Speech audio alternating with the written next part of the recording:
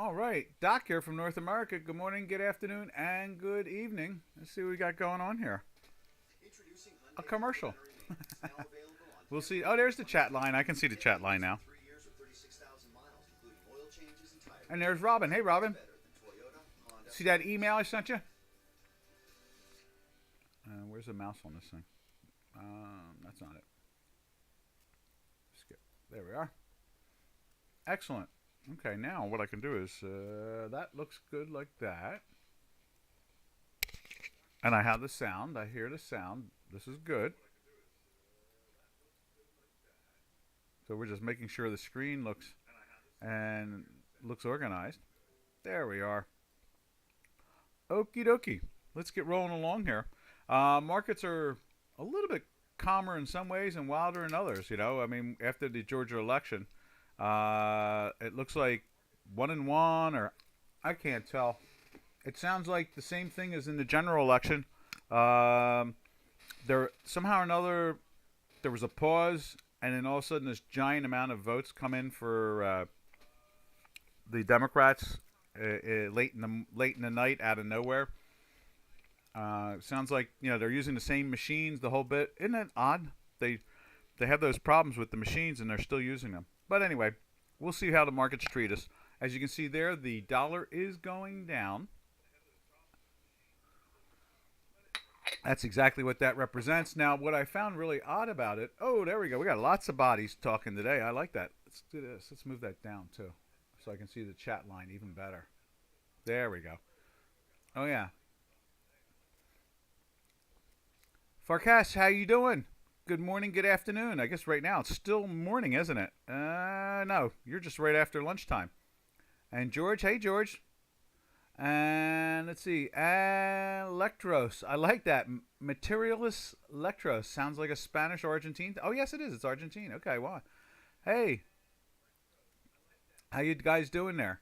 Merrill, B of A, says report that there will be lowish U.S. dollar inflation. I guess lower. Okay, that makes sense.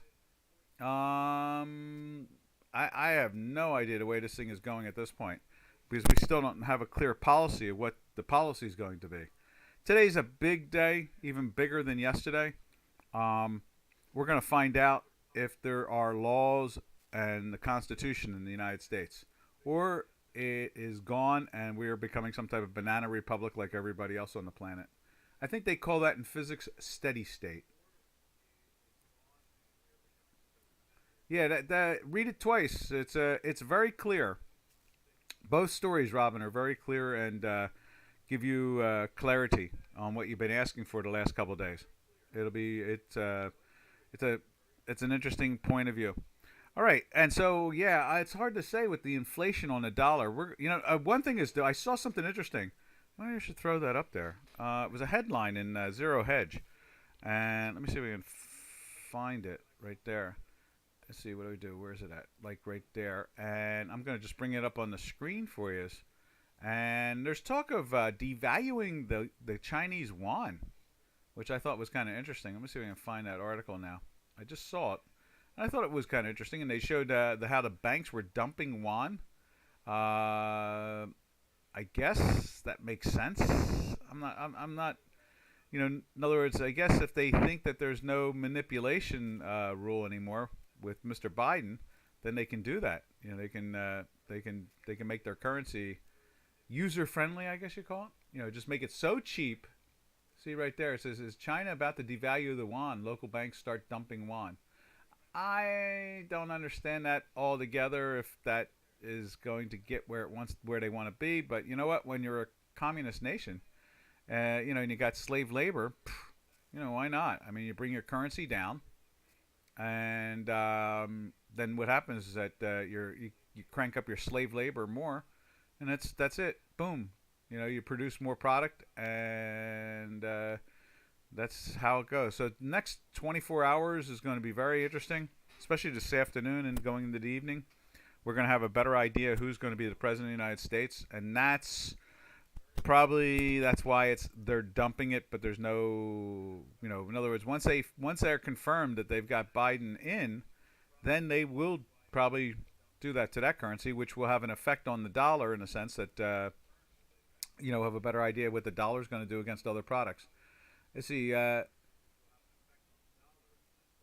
He's been missing for 2 months. I think I posted that and mentioned it once. Yeah, May has been or being re-educated. I don't know, something like that. Like I said, it's a communist country, so it's and that's not abnormal. And most, I guess, what was there, about 35-40% of the countries in the world are communist, and then the rest are some form of socialism / capitalism, crony thing going on there.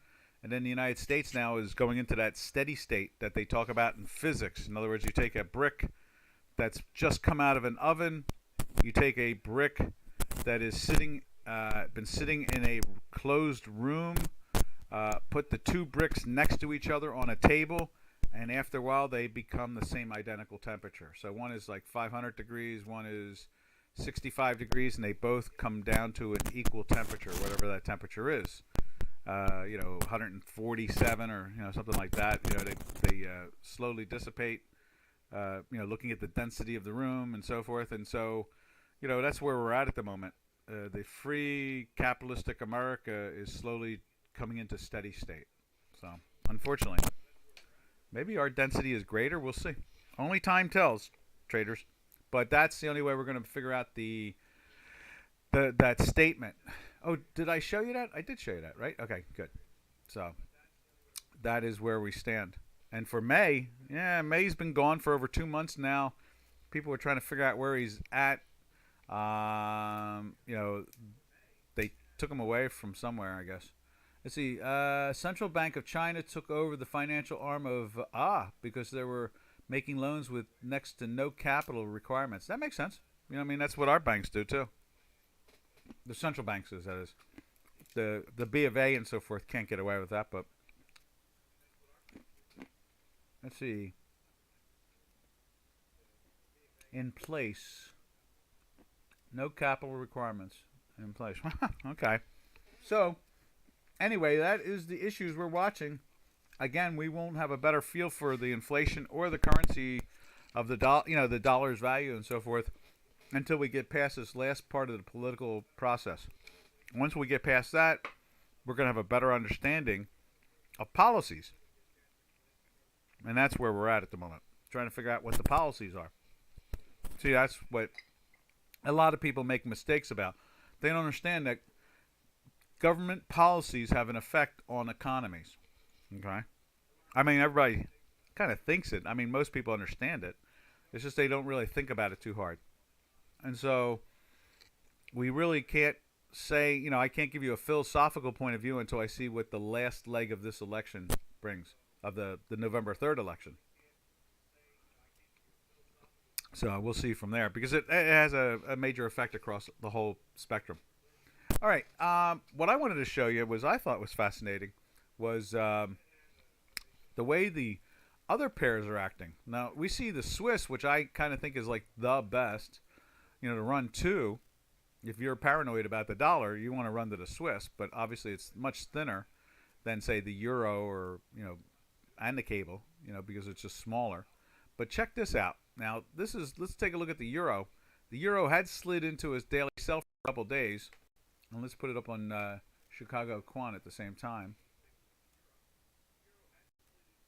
Let's see, where is that at? I guess we go like that. And that'll do it. There we are. And you can see we've been in a sell, but it really didn't go down. It did one day right there. That's where, I guess, it went into the sell there. And then it's been trying to lift up ever since. Now, the cable, which is also doing the same thing, showed some, matter of fact, we're starting to see, obviously, a daily buy with no problem. Look at the way it's leaping up in there. And you can see on J4X, this is the euro, and you can see the same thing. Our white line has pierced the dotted line. So we're getting some strength in there. Now, the cable, or the British pound against the dollar, is doing a little, trying to do the same thing that the euro did the last couple of days, trying to show weakness. And then maybe we'll see strength in that again and then that means like the dollar is dropping. Like I said, the policies of the central bank and so forth here in the states and the government will be much more clearer over the next 24 hours, or at least put it this way: if it's not clearer, it'll give us at least a timeline of when it's possibly going to be clearer. 10 days from now, because that's what they're talking about in the House and the Senate here in the United States, is trying to get a clarity on what to do about the November 3rd election, because there's so much proof of corruption that it's just that no court will pick it up. Not even the Supreme Court will talk about it. So, when the media tells you that Trump has lost every battle, it's not that he's lost every battle. No court is willing to look at it. So that's what it comes down to. Sooner or later, someone's going to have to look at it. So in other words, it hasn't lost, it hasn't won, it's stuck in neutral, like a lot of the other things. Oop, what do we got here?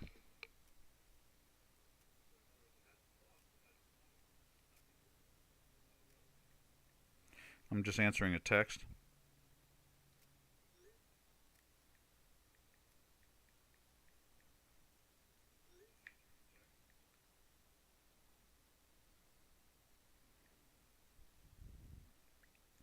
So there we go. I just had to answer that text.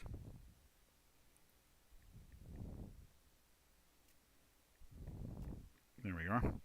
70,000 votes to be counted. So I need to tell them that. There we go. So anyway, that's what we're seeing with the other pairs. And again, the Swiss franc against the dollar is probably the best way of measuring the action in the dollar. That's probably the best way. This is probably the best safe haven. I mean, if the United States goes socialist again for the next 4 years, then where else are you going to run to but Switzerland? And you know what will happen with the euro and all that. That'll they'll be in that situation where it's beneficial to them. That's usually the way it rolls. Not the cable as much, but the euro definitely. So we'll watch that and see how it flies there. And so they can see which is. Let's see. Let's move this down a little bit. I need to move this down so we can see the top of it at the same time. Where's the mouse? There we are. It's right there. Yeah, that's better. So now I can see that. So that's cable right there too at the same time, and you can see it also right up top there, cable. So what else do we have to say about that? I guess not much. Anybody care to see anything particular? Let's see. Was it in Jack May? Yeah. Okay. Yep. That's where we stand at the moment. All right. Now let's drift over to the Turkish lira. There it is against the dollar. And you can see that weakness is still hanging in there. It's they're just pressing it down more and more. And let's see what it looks like over here on the J4X, which is a good thing for the population of Turkey to actually see their currency not fall apart the way it had been falling apart for the last couple of years, especially under the Prime Minister / President Erdogan. He took that currency from 1.5 to 8.5, and it was probably a devaluation game going on there, thinking, okay, if we devalue it enough, we'll get the economy to go. But obviously, if you don't have good policies for businesses, small businesses, most jobs are created. Everybody thinks like, okay, Siemens or British Aerospace or Deutsche Bank, or they always think that all the big companies are the ones that hire people constantly. They're not. They have a large workforce, but what happens is it's the 50 and 100 companies and the 25 people companies, little companies, little businesses, little small businesses developing and slowly growing into bigger ones that to go from 5 employees or 3 employees to 30 employees. The next thing you know, it's 100, and then it's 1,000, and they're a success. And that's usually the power to an economy, is a lot of small little businesses growing and creating jobs. And so that's policy. That's why the European Union is having its issues, is that they don't do too much to support small businesses. And so what they're doing is they're protecting, Deutsche Bank and Siemens and Royal Dutch Shell and so forth. They're protecting those businesses to be able to stay in business, but they're not. Those businesses are not growing with employees. Their earnings might be growing. Their gross every year might be getting a little bit bigger, but they're finding efficiencies and they're removing some of their workforce constantly, through automation and so forth. So that's why it's important to find out, whose policy is going to be ruling now for the next bunch of years. All right, now you can see the Turkish lira has just been sliding away, just like it is doing on our J4. That was on the J4X right there, and you can see here this. Now that's interesting, is that has broken up and has tried to take off, and ours has never been able to get through the zero line, but it did take off and try to get through the time manifold. You can see that, but it still could not get into a buy, and now it's curving over again. Look at the tightness developing, like it was right here, and you see that tightness in the manifold. There was some good tightness there right before this big drop, and now we are getting to a point where it's dramatically dropping. Look at that. And so that's going to be very interesting to see what comes around the corner. See that right there? Look at that. Really tight with the time manifold. So that's going to be some real insight there. Do I have the right one open? Yeah, I do. Dukascopy. Okay. Let's see. Oh, do Deutsche Bank's derivatives are made up of interest rate swaps? The only swaps I understand. Yes. A lot of their derivative base, as we talked about yesterday, the derivative position they held was almost $70 trillion dollars. That's not billion, that's not million, that's trillion. And they've shrunk it down. Last I saw, it's down to about 36 trillion now. They've dropped almost 50% of it off. That's why nobody was willing to buy them.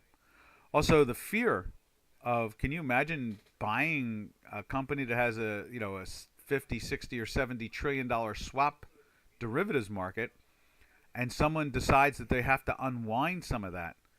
Can you imagine the calamity to that? I mean, imagine if you get it wrong and you lose $300 billion. 300 billion, was it you, Farkesh? That the German GDP is only like about $400 billion a year, half a trillion. I mean, can you imagine that the biggest bank in your country loses $500 billion? The country can't even afford that. I mean, it's basically the GDP of the country. So, yeah, that's what it comes down to. They have to let all these swaps slowly unwind themselves. So there's no real profits there. That's why they keep on dropping employees. I just had a sip of my tea there. I've read a report that said that Deutsche Bank's operations are mostly in fixed income. Yeah. That, I guess the swaps do a combination. Sometimes, it depends on what kind of swap they're doing. But yeah, that's and think of it this. What's the fixed income rate of return in Europe right now? 0, right? Or minus. So how do you stay in business if that's the only thing out there? You know what I mean?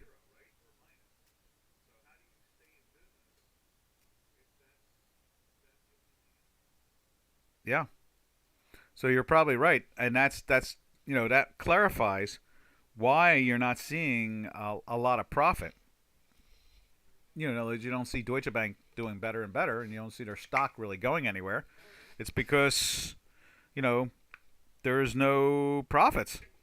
So at best they can do is what they do in charging fees on people, or bank accounts. They charge for you to have money in the bank account. They charge you if you buy a bond. They charge you to hold the money and the bond. And the bond is a minus. So you're paying to own a bond more than you're getting any return out of it. So yeah, that makes sense, and that's why excuse me. And that's why there's no money being made. I know, it's tough, isn't it? Very tough. All right, let's see where we at here. That was Turkish lira. Let's jump over to the Canadian. I saw where the Russian Federation dropped inventory, no, increased inventory by 1 million, and then the OPEC or Saudi Arabia decreased it, inventory by 1 million, and we'll see what they did to the currencies. I did see, besides a extremely obvious weak dollar going on, you can see. Oh, okay, look at that. They're popping up the Canadian again. It was lower this morning. Let's refresh that. And you can see it's trying to move up. It's trying to show some strength. White line has made it through the time manifold, but it's still on the minus side. And then when we drift over to the J4X, you can see the same thing. I bet the white line is, look at that, it's paralleling it. It's trying. And we'll see what that does there. And so that would basically say to me, that the oil should be flat to up or flat to down, just right around there. In other words, it shouldn't be too extreme on any side of it. Let's see how the NASCAD looks. NASCAD almost made it into the sell there yesterday, I think. Yeah, look at that. Tried to fall into the sell, but we had a volatility signal, so it's lifting up. So if this is rising, chances are, let's go over to it right there. Crude oil, there's Russell. We were looking at the Russell. They're really buying the Russell. That is amazing. When we look at some of the stock indices, we'll take a look at that. Yeah, that's right there. Look at that. It was firm. It's relatively flat at the moment. So those currency pairs are representing it very well. And let me save that while I'm here. And so there we go. That's the action we're seeing. Let's see, what else do we have going on here? Since we're in the oil complex now, let's take a look at the oil complex, because that's what the currencies are showing us, that it's flat to up, flat to down, just like almost unchanged. But there's definitely some type of buying or firmness at the time. So what knocked it down yesterday is gone away today, and it's back to the norm. Now let's jump over to, what else do we look at here? Oh, here's natural gas. Let's look at natural gas. You see natural gas is trying to roll over again. Obviously, we are not getting the cold weather that oh, there we go. Look at it. It's even trying to press itself into the sell now. Look at that. We're not getting the cold weather in the States here as much as you normally get. Again, that North Pole has moved almost 900 miles now. It's in Siberia, and so it's shifting our weather pattern a little bit here. For you people that are into global warming or cooling or think man has something to do with it, guess again. And so, oh, did you see that thing on the sun? How about that, huh? For you global warmingist people. Did you see that where when it has a CME, there's a ripple after on the surface of the sun? So us electric universe people are even more being justified. The surface of the sun is a liquid. It's a plasma. That's what we've been saying for a long time. We're part of the Maxwell and Faraday and Tesla and old Einstein before he became connected to his family and so forth. And, Schrodinger and so forth. All the old physics of before pre-1920s is now becoming justified. Even more and more, there's 1,000 papers out there talking about the sun being a plasma object, not a nuclear one. And now they're seeing that we have the Parker satellite. It's seeing the ripples after a CME go across the surface of the sun. So there's a lot of interesting things going on the science side that move closer and closer to the electric universe. Which is, everybody here knows that Doc does electric universe physics more than he does mainstream physics anymore.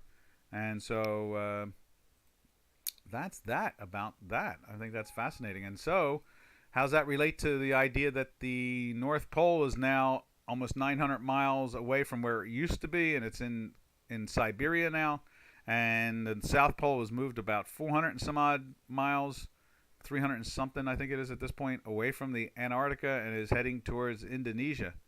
And then it's going to drift across and head towards Peru, it looks like. So it means our polar shift. Now, for those wondering what Doc is talking about, every 11 years, the sun flips its poles. So in other words, the North Pole on the sun heads to the South Pole, becomes a negative charge.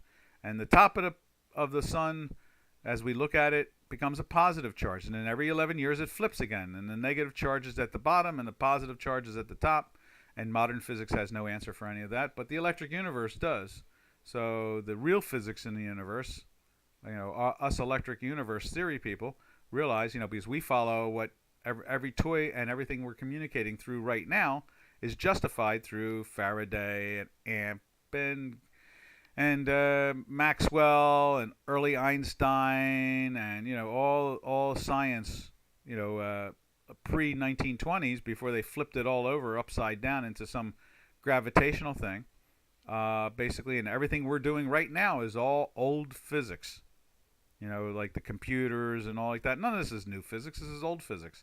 This is all, electric universe physics. So that was the big news over the last 24 hours that the Parker picked that up, and that was kind of cool. They have no answer for it because actually JPL, Jet Propulsion Lab out of Livermore in California, NASA, they're all into the electric universe now. They call it the plasma universe, which is fine with us. So that's what's going on there. But yes, that's why natural gas is having its issues, is that the weather is being shifted by the sun, which controls 99.9% of our weather. All right.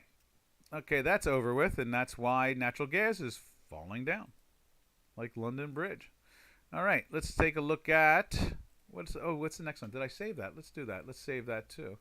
And what's the next one in the oil complex we go to? Oh, Robo. We can take a look at unleaded gasoline and see what that's doing, and then we can go into soy oil. Anybody want to see anything? Just yell. I'm just going to go through my rhythm like I normally do. And let me save the Robo now. Where's Robo? Right there. And that's gas oil, as they call it in England. And you can see here it pressed into the cell yesterday, right there, from that noise. So let's put that line in there. And let's change that color. So that's moving down a little bit, I guess, from the news. But you can see we're in a weekly buy, so you don't want to take a short. You just kind of take your profit instead. In other words, if you were a buyer here at the, what was that? That's the close of 140.13, and if you bought it there, and you see it closes at 144.95, you take that profit. That's what that says there. But don't go short because look at it; it's all very firm here. We're what, 2, 3, 4, 5, 6, going into a 7th week on the buy. So the overall longer term trend, especially when you look at it over here in the 120s, the high 20s, ran to the mid 40s. So, all right, let's see. As we wait for anybody to ask a question and find a product, we'll go to the next product we follow, and that is in the oil complex. Did I save that? Let me just double check. Let's just do it again. We'll save that and put that into the old folder. Right there. There's the Robo. And so who's the third? Let's see. We did oil, crude oil. We did natural gas. We did Robo. Let's take a look at soybean oil. Let's check that out. That's a goodie. And boy, has that product has been lifting and lifting and lifting. Look at that. Oh, we got a little red going on there, but still higher again. That's live this morning. They do trade that throughout the night. And we still got some red dots 2 days in a row here. Now, we do have that on. Let's check that out on J4X because they do sewer beans or soybeans right there. And you can see that's been all green. And you can see the white line has been holding really a long time on the upside of that run. And as you can see here, we've been in a weekly buy since the cows came home on that one. That's just lifting and lifting and lifting. Hey, 47, how you doing? Who here trades ags? Oh, okay, yeah. If you have any ag questions, fire away. We're willing to look at all of it. That moves the currencies. Trust me. Currencies are moved by, because there's billions of dollars in the ag sector because people do have to eat. So that has a great influence. So let's do this. Let's save that. We'll save the soybeans. And that's the Jan. Where is that? Jan beans right there. And then now let's go to the oil complex and see what Jan oil looks like. Oh yeah, look at that, nice and firm again there. And you can see that's holding up very well. And I believe that's trading live also, because the soybean complex is very dynamic. Oh no, that's the 5th. Okay, so that's yesterday. Okay, let's just double check that Jan. See, that is the 6th right there. Okay, so they're not trading the oil yet, but that's Jan bean oil, which burns. I mean, you can burn it. You can put it, and they do the same thing with the corn thing with ethanol. So it follows the oil complex. That's for sure. There you are. And not counting the fact people eat some of the beans itself or have something to do there. They are on fire. Yeah, they are, aren't they, Robin? I mean, Robin and I were discussing this yesterday. And you got to figure, how much is that going to influence the currency pairs? I mean, they just don't seem to stop. Matter of fact, I think we're doing something in meal today, right, Robin? We're going to put something out on soybean meal and the pod and all that. Let's take a look at that just for the sake of that alone. Let's do that too. Let's check out the meal, and we'll take a look at, and then we'll take a look at the, yeah, let's do that right now. And that should be interesting. And that has an effect on, currencies, because they don't trade just like a couple $1,000s worth of this stuff. They trade, billions of it a year. And it's moved from one country to the other, and that's what currencies are all about to begin with, is transacting. Now you can see meal is trading live here. And look at that. It's still trying to do the same thing. Let's give it a refresh. But it's trying to do the same thing. It's going to highs, even with the little red dots. That's why there's no sell there. And we've been in a buy here since, what, the 39 area? Almost $4 area. And where are we at now in this thing? 445. That's a heck of a move. I mean, it just doesn't want to quit. Something's going on there. You know what I mean? There we go. So, let's see. Enlarge the beans. You want to see the meal even larger? Sure, we can do that. How's that? Is that better? And then let's see if we bring this down like that. Make it bigger like that. There you go. How's that? Now we got some red dots there. You can see but look at this. The green line, because it's a black, that used to be the white line, but we have to make it green now, so because we use a black surface for the chart. And you can see it's just fooling around with the time manifold. But look at the spike on the weekly. It's going, as they would say in English football, it's aircrafted. Yeah, look at that. That's some action there, That be some action. And we'll go back to that and move it up so we can see J4X again. Yeah, so that's what that is. That's the soybean complex there, which you can trade off of Dukascopy. All right, let's see. Where do we go from here? If nobody's going to say any particular product they don't want to see, we'll go over to the metals complex. Let's do that. So we'll go like that and go check out gold. Let's see, where's it at? Gold. Where's gold? There's gold right there. Woo, little whoop down, huh? So it's been in a buy since the 1890s. Ran to 1962. Let's give it a refresh. And they're putting some pressure onto this thing, so we're going to throw a red line into it right there, because we're below the zero line, and we have a red dot. If it was no dot or a red dot, automatically makes us look at it and go, oh, we're pressing down for a sell. We'll see how it makes it to the end of the day. And so there is gold. Now you can see on the, let me just save it here, but you can see on the weekly, and let's see if we can widen this a little bit more for you. You can see it's kind of flatlined on the manifold for the last 2 weeks, right there. So that is the action in the gold market there. Now let's go through the metals complex. There's silver. And silver, obviously, now with a red dot, we can put it into a sell like the other one. Looked like they tried to take off, and then what we found out. I did all the hand calculations to check this all out. It went into the buy.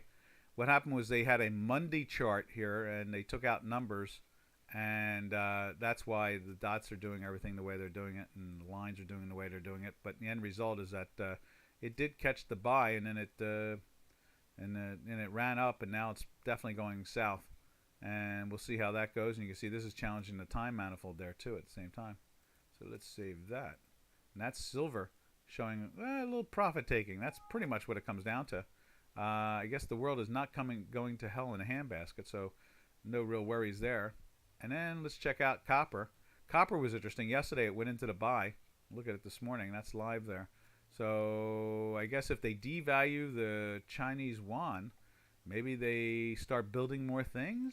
That's what I'm guessing at. Usually when you see strength in the copper, it usually means something going on in China. At least it seems like that. Or the global market in general. So we'll see what they do with that. No real questions so far today. Everything's been pretty quiet. Just an inflationary thing on the dollar, which we can't really answer until we get the information on who's going to be the president. Let's see, what other metals? Let's take a look at platinum, which I think we need to change because platinum's in January, and platinum's still holding up. You can see all that strength in the platinum since the $900.50 area right in here, $900 area right there. You can see all that strength. It's gone to $1,100, so it's gone up $200 since it went into the weekly buy. Now let's just, for interest's sake, let's go back to gold for a second. Since it went into the weekly buy, right here, it was at $1,850, and now it's made it to $1,950. So it's gone up $100. And platinum, since way back here, has gone up $200. And at the same time, it's almost unchanged from where platinum went into it. And the platinum gold spread has been basically making some money on the buy side of the platinum. Okay, let's see. Where else do we go? We did copper, we did gold, we did silver. So I guess that's that. So gold, silver, and copper has been looked at. Let's see. What other sector do we usually look at? They're all influencing currency pairs. They always have an influence on the currency pairs because they're used as surrogates. So it's well worth always paying attention to them. And then sometimes people, obviously trade them and invest in them. And, you know what? Let's go after the Bitcoin because, that is, in many ways, Bitcoin is a combination of currency and metal, because of the delivery system. So let's check that out. And there's the Bitcoin right there. That's the Jan contract. You can see still staying very firm. Let's give it a refresh or reload right there. Looking very fine. Yeah, look at that. It's just been since the weekly buy.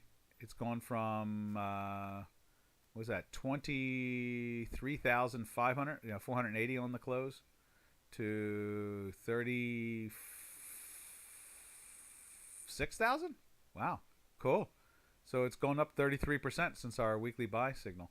Now this weakness here that kicked in for a couple days and missed the gap there. You couldn't be short, so you missed that trade, and you're going like, oh man, your system missed the trade. But again, then it throws it in there again in the 28,000, 29,000, and now it's at 36. So remember, traders, as far as I'm concerned, if you miss a trade, it's better than losing money. And that's usually the way I always look at it. I'd rather miss a trade than lose money. So why reduce your asset base just because you have to be in every trade? You don't with our mathematics. That's the way this newsletter works, traders. This is how we are. We are a quantitative system. So fundamentals. I know that. Can you imagine? What was it? I think Robin and I were looking at hogs yesterday. Was it hogs? I think it's hogs. Can you imagine trying to figure out the... Let's go over to hogs real quick. Oh, let me save this too. This is the Bitcoin. Fundamental-wise. I mean, we had one farmer tell us Oh, not beans. Was it oats? We're not going to take out the 440, and all we do is see strength. We just constantly see it. That's what it comes down to, which is really odd. So, I mean, it doesn't seem to want to back off. None of this stuff seems to want to back off. Let's take a look at the hogs and just give you a good example of the fundamental situation. And that is, where is it at? Right there. There's the hogs. So we went into the buy there. You can see it's just run away. It gave us a volatility signal right before the next explosion. We've been in a weekly buy since here, so that's pretty cool. From 66 to 70? 70? 72. I think that's $400 a handle, right? What did I say? From 66 to 72. So is that $400 a handle, Robin? So what was that? 7 times 4 is $2,800 move in less than 2 weeks. It's definitely wild and woolly. Now, it's hard to do the fundamentals with this. I mean, we're seeing the cost of feeding these animals rise. Usually that presses the product down. That's and I hate to call the poor piggies product, but that's what it is. Yeah, so the fundamentals are not really able to give you as much a direction as they used to. Now Janos used to, we've talked with Janos about it. He's done videos on it. How to trade the fundamentals and how the fundamentals don't work as they used to, and so there's a real challenge there to incorporate the fundamentals. That doesn't stop the funds from using them, but it is definitely a challenge. Now you can see that's yesterday's close, so they backed it off a little bit there, but you can see the strength still here. Let's save that while we're in the neighborhood.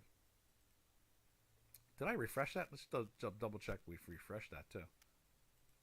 So that's a good example of fundamentals not fundamentaling. That's not as bad, is it, that move after a while? Look at it right there. Not fundamentaling. That's what it does. It doesn't fundamental. Now, cattle, which yesterday was really curious. I mean, they'd been in a sell for a bunch of days there, but still in that weekly buy. It moved down, and then yesterday they popped it like there is no tomorrow. Right back up again, and we'll see if we can get into a daily buy here today and see if it joins in with the hogs, the pork, and see if it gets rolling along there. So that is that, and then there's corn. Corn, and now that's live right now. So corn is at more highs. We're playing with the $5 area there now. Now they make ethanol out of that, for vehicles and so forth, running machines, and so it's hard to say if you're seeing the fundamentals that hold up there, or how that all plays out in the end. But we are seeing these commodities just rise. Now, Robin was saying to me yesterday, if commodities rise, usually equities fall. But we're not really seeing that action. You can see it in wheat a little bit there. There's the March wheat. March wheat has been kind of dragging. It's tried to, it went into the sell here for a while for this action here, and then it jumped back into the buy here, and the where is it? That the daily buy started it off at the 577 area. And then the weekly buy joined it in somewhere. You can see it, up and firm through it all, and then confirming in the 614 area, 615 area, and now you can see it trading at the 664 area. So I mean, it's picked up almost 50 cents. It's a heck of a move. I think that's $500. Is that $500 a contract? I think so. So the action in the global system, looking at commodities, which people have to pay attention to because we need to eat, versus say the currencies, which needs to be transacted. When you want to buy these things from one country to another, you need to use their currency, and so it's a combination. Robin says lower USD equals higher AG prices. Yeah, $50 a cent. $50 a cent. Okay, so it went up 50 cents. Wow. So that's 50 cents. So that's $500 times 5. That's a $2,500 move. Yeah. So that's wild, solid action there from here to there. You can see where it gives you warnings at times not to be in, and it gets you in for that. So it's like a winner, winner, chicken dinner, winner, winner, chicken dinner, winner, winner, chicken dinner. So it gets you in and out at times. But the idea is we have no idea. It's quantitative math, so it does what it wants to do, and we just follow it. I mean, that's what it comes down to in the end result. We disseminate it as a newsletter to describe what's going on. I mean, that's the First Amendment until they take that away from us around here. So that's where we are. So that is the Wheaties. Did I save that? Let me just make sure I did save that. Right there.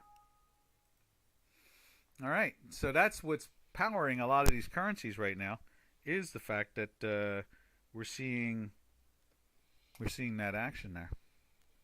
All right. Let's see. Where do we go? Nobody's asked for anything. That's kind of a quiet day today.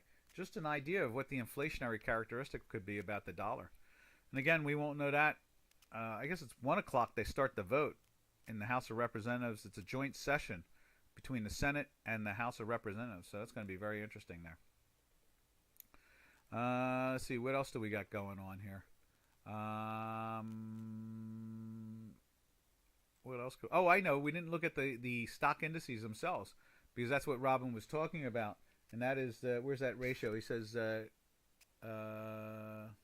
does it work? Something about, lower dollar equals higher ags. Okay. Yeah, and that's what's going on there. The strength in these ags are telling us, and what do we see when we go over to J4X? We see firm currency, weak dollar, especially when we go and look at, like the Swiss. It's been just driving down, when we just look at it. See, and the ags are taking off. As long as the ags are taking off, it's the dollar is dropping.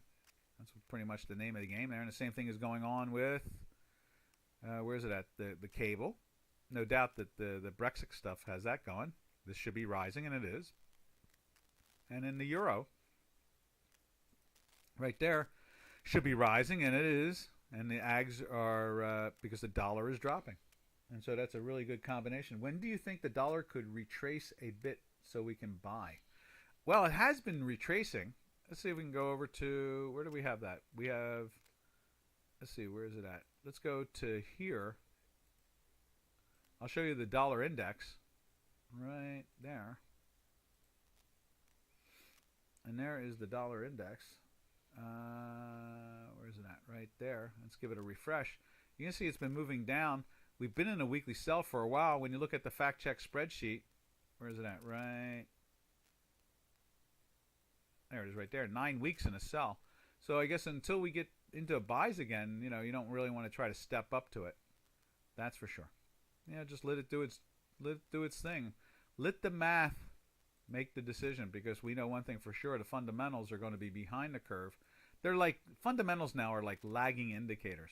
They have leading indicators and lagging indicators, and without a doubt, the fundamentals themselves have become a lagging indicator. So the quantitative math it picks up is the leading indicator. So when do you, Hassan, I would say basically, when do you think the dollar could retrace a bit so we can buy? It's doing it now. It's been doing it. You can see the dollar index here. Let's see who's sending a text now. Let's see. Cool. Friends are going down to the, whoa, what do we got? Military gear? So we've got a state trooper friend, and we got some military going down. Do they have weapons? Going to Washington. Let's see if we can make that bigger. No, I'm sure they're not carrying weapons. And some ministers, some evangelicals. That's That, oh, they got flags. That's what it is. They got flags. They're all carrying flags, flagpoles. Cool. I think that's great.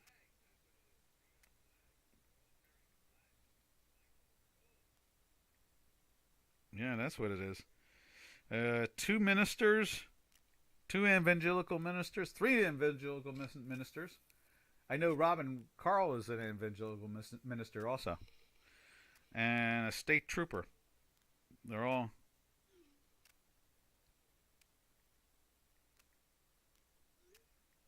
rock on.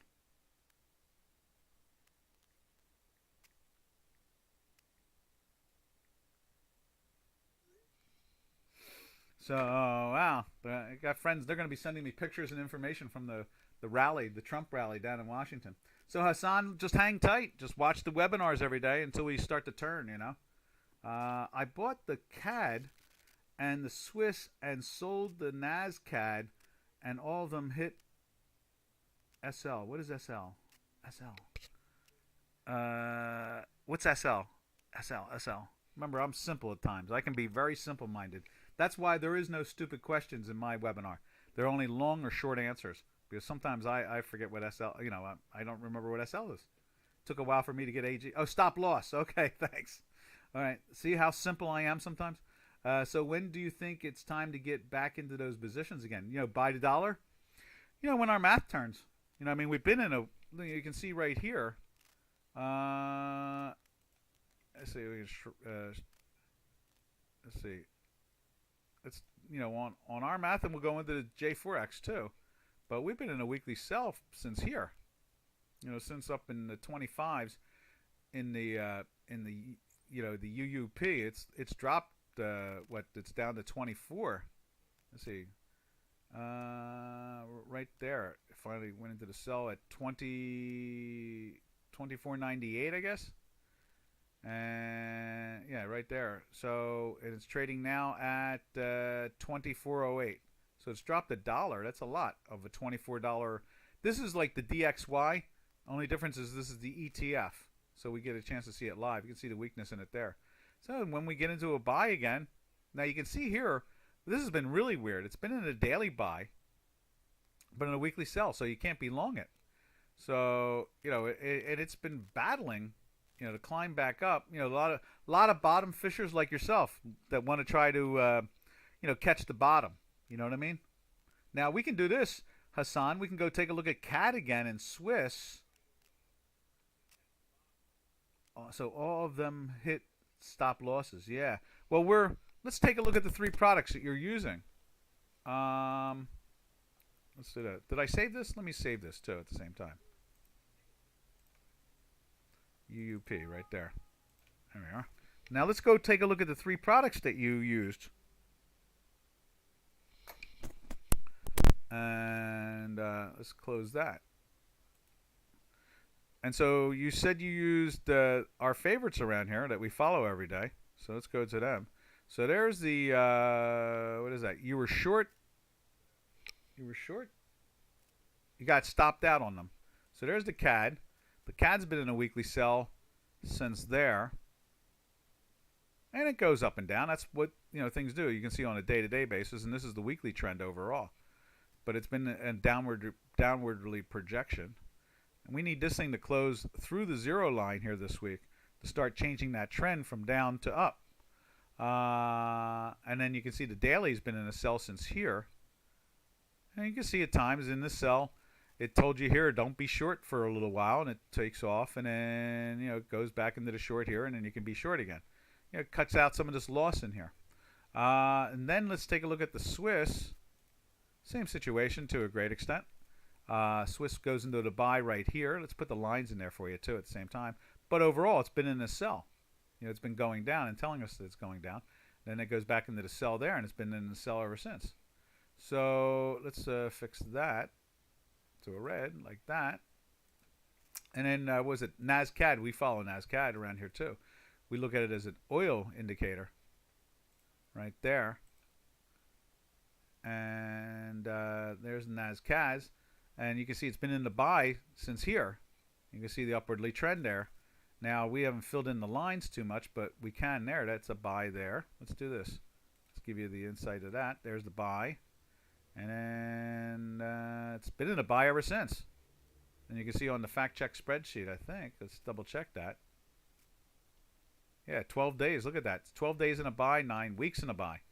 So if you're following along with our math, do this. Go to our website and grab the 2 weeks free. And you'll be able to get some direction from it there. And come here every day and ask questions. Come to Dukascopy and ask questions. We'll talk about it. Do I have a particular level?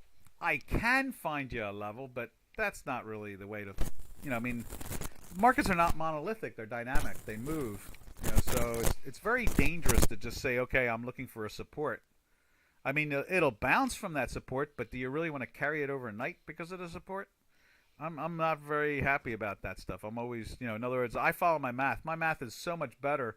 I can give levels. I used to give levels, but it's not really the safest thing, So, basically, that's kind of dangerous when you do those support and resistance levels. I mean, they can work for a short period of time, but they're not going to give you the exactly what you're hoping for there. So you can just go to there and just watch the video. We call ourselves the quantitative trading is the Swiss Army knife of market analysis, and there it is right there. So you can do that, and there's just go to the where is it at? I think it's got a sign up somewhere. Somewhere in there is a sign up. Just click on the website, and I guess it's. Wait a minute. Where's? Oh, okay. There it is. Like that. Click on that box there, and whoop, I lost it again. But anyway, go to the website. It's been there. You can see it, and grab the 2 weeks. Maybe it'll turn. I don't know. You know what? Again, we got some good news coming out. I mean, not good or bad, but we've got some solid information coming out over the next 24 hours and possibly over the next 10 days. It'll give us a much better direction about the overall trends. That's probably the most important thing. It is because I use supply and demand areas in my trading routine. Yeah, well, that's a fundamental, and that should do it a lot of times. If you know what the demand is, then you should see it go up all the time, and then oversupply tells you it wants to go down, right? So that makes total sense there. That's not. I mean, that's correct. I mean, you're right about that. So I mean, that's pretty much the name of the game there. Trying to figure out when to be long or short. I just think our quantitative math, which is always better than than anything else. I mean, there's no doubt about it. Quantitative trading is a better tool in these times versus everything else.